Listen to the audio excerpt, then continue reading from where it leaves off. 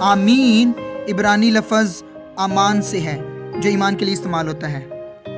जहाँ पर लिखा है कि अब्राहम खुदा पर ईमान लाया और ये उसके लिए रास्तबाजी गिना गया, पैदाइश 15 बाब में, ठीक है। और जहाँ पर ये लिखा है कि इब्राहिम ईमान लाया, वहाँ लफ्ज़ अमान है, यानी जिससे आमीन लफ्ज़ निकला है।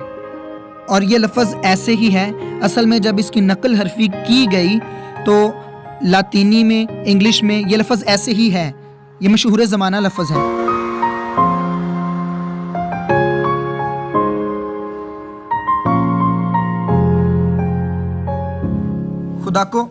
खुदा को वादा करने की ज़रूरत नहीं है। खुदा के मुंह की बात ही काफ़ी है। जब खुदा वादा करता है तो वो बात दुगनी पक्की और मजबूत हो जाती है। खुदा के जितने भी वादे हैं वो सारे हाँ के साथ हैं।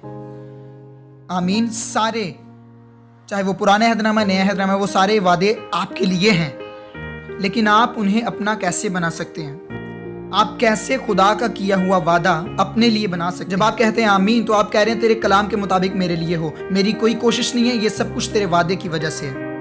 मेरे लिए ऐसा हो, यानी कि मेरे लिए ऐसा हो, मेरी कोशिश नहीं बल्कि तेरे वादे की वजह से ऐसा होगा।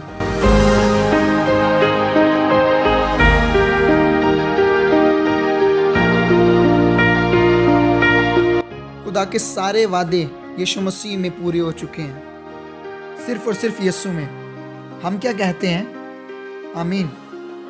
आमीन। अगर हम चुप रहेंगे कुछ भी नहीं होगा। उसके मार खाने से, उसके बेटे के मार खाने से आपने शिफा पाई है, सिर्फ इतना ही।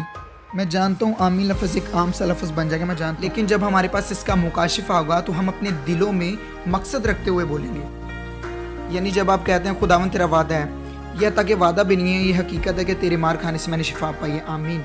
सिर्फ यही खुदा आपसे चाहता है।